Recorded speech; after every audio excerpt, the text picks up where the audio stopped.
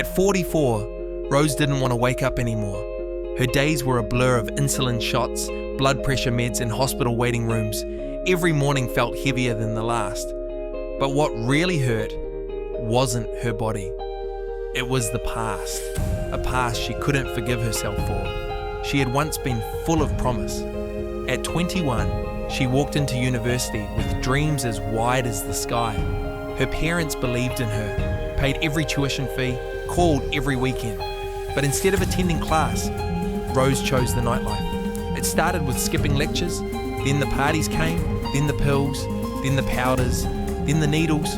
One semester in and she was gone. Not officially. Her name was still on the university roll, but she never set foot in the lecture hall again.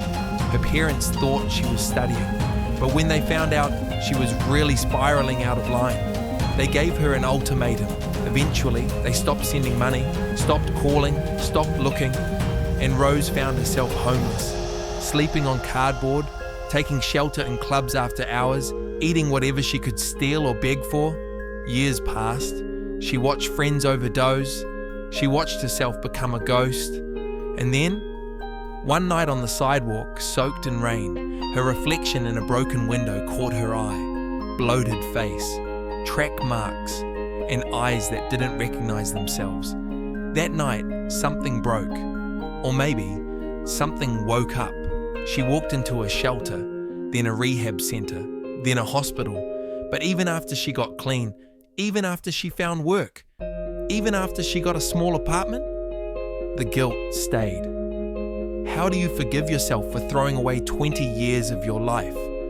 How do you face parents you ghosted when you don't even know if they're alive? She lived like that, quiet, alone, sick, until one day, a nurse named Miriam, young, bubbly, and annoyingly persistent, asked her a simple question. What do you think your story could do? If someone else heard it, Rose scoffed, but that night she couldn't sleep.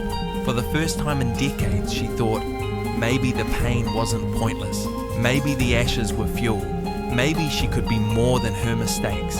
So at 44, Rose didn't die. She started speaking, first at shelters, then on podcasts, then on stages, and finally, on the day she turned 50, a woman approached her in tears and whispered, I was gonna take my life tonight, then I heard you speak.